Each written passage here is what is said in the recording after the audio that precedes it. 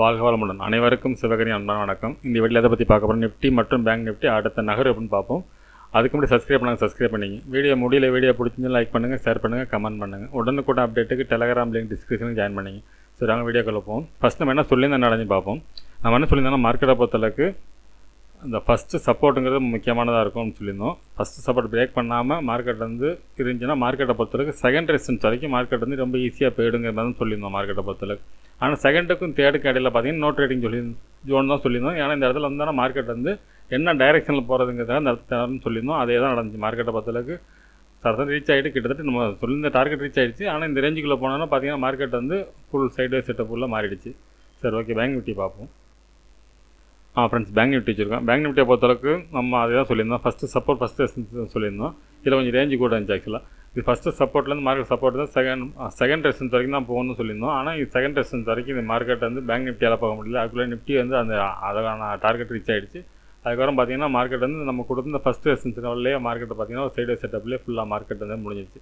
காலையில் நடந்த மார்க்கெட் தான். அதுக்கப்புறம் பார்த்தீங்கன்னா மார்க்கெட் ஒரு 11 பிறகு மார்க்கெட்டில் எந்த ஒரு பெரிய மாற்றமும் இல்லை. சரி, ஓகே, அப்படியே சென்செக்ஸையும் பார்த்துருவோம். ஃப்ரெண்ட்ஸ், சென்செக்ஸ் வச்சுருக்கோம். நம்ம அதில் அதான் சொல்லியிருந்தோம். ஃபஸ்ட்டு ரெசிஸ்டன்ஸ் பிரேக் பண்ண பட்சத்தில் ஃபஸ்ட்டு சப்போர்ட்லேருந்து மார்க்கெட் சப்போர்ட் தான் அப்சைடு போகும்னு சொல்லியிருந்தோம். செகண்ட் வரைக்கும் போகும்னு சொல்லியிருந்தோம்.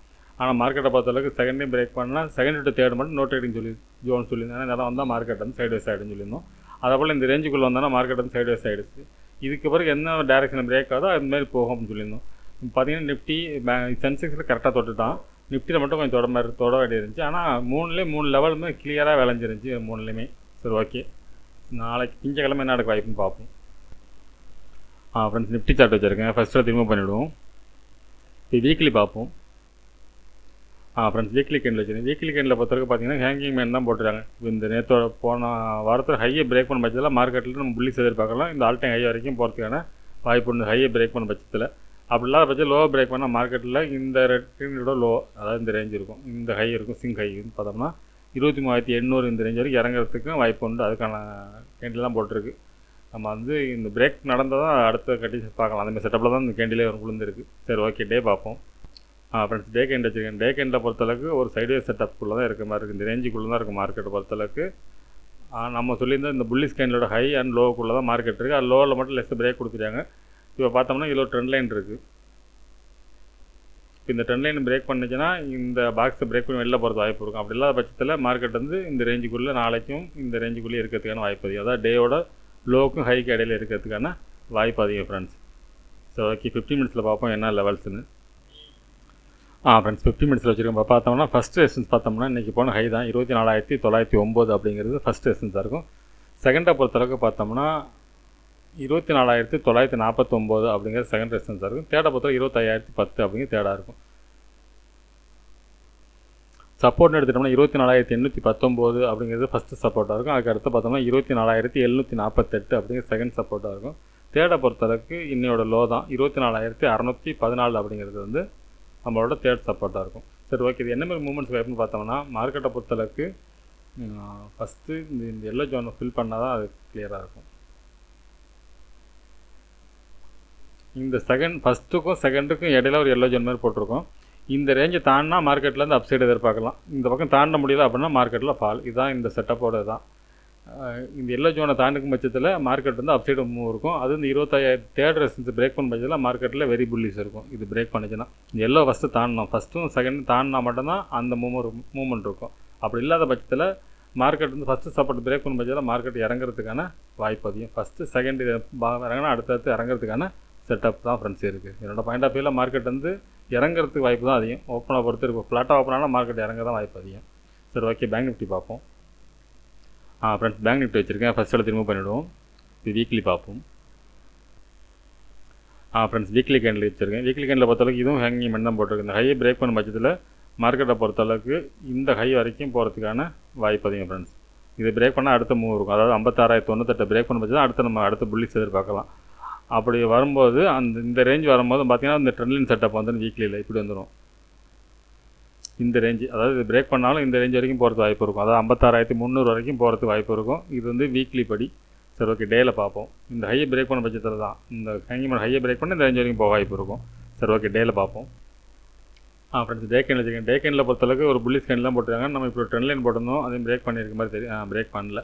இந்த ட்ரெண்ட் லைன் பிரேக் பண்ண பட்சத்தில் மார்க்கெட்டில் நம்ம புல்லிஸ் எதிர்பார்க்கலாம். அதே சமயத்தில் இந்த டைப்பில் ஒரு ட்ரெண்ட் லைன் இருக்குது. இந்த ரேஞ்சை பிரேக் பண்ணணும். அப்போ பார்த்தோம்னா இந்த கேண்டில் ஹையை பிரேக் பண்ணால் தான் மார்க்கெட்டில் புல்லிஸ் எதிர்பார்க்கலாம். அதாவது 56,000 பிரேக் பண்ணால் மட்டும்தான் மார்க்கெட்டில் புல்லிஸ் எதிர்பார்க்கலாம். அது வரைக்கும் பார்த்தீங்கன்னா இந்த இடம் இந்த ஃபஸ்ட்டு ட்ரெண்ட் லைனை தொட்டாலும் இறங்க தான் வாய்ப்பு. இது பிரேக் பண்ணால் இந்த ரேஞ்சிலேருந்து மறுபடியும் செல்லிங் தான் இருக்கும். அதுமாதிரி செட்டப்பில் தான் ஃப்ரெண்ட்ஸ் இருக்குது டே கேண்டில் படி. சரி, ஓகே, 50 மினிட்ஸில் பார்ப்போம் என்ன நடக்க வாய்ப்புன்னு. ஃப்ரெண்ட்ஸ் 50 மினிட்ஸில் வச்சுருக்கோம். இப்போ பார்த்தோம்னா ஃபஸ்ட் ரெசன்ஸ் பார்த்தோம்னா 55,568 அப்படிங்கிறது ஃபஸ்ட் ரெசன்ஸாக இருக்கும். செகண்டை பொறுத்தவரைக்கும் 55,695 செகண்டாக இருக்கும். தேர்டை பொறுத்தவரை 55,957 டு நம்ம ஆல் டைம் ஹையாக 56,000 அந்த ரேஞ்ச் வரைக்கும் வச்சுக்கலாம். சப்போர்ட் எடுத்துட்டோம்னா 55,192 அப்படிங்கிறது ஃபஸ்ட்டு சப்போர்ட்டாக இருக்கும். செகண்டை பொறுத்தளவுக்கு 55,000 அப்படிங்கிறது செகண்ட் சப்போர்ட்டாக இருக்கும்.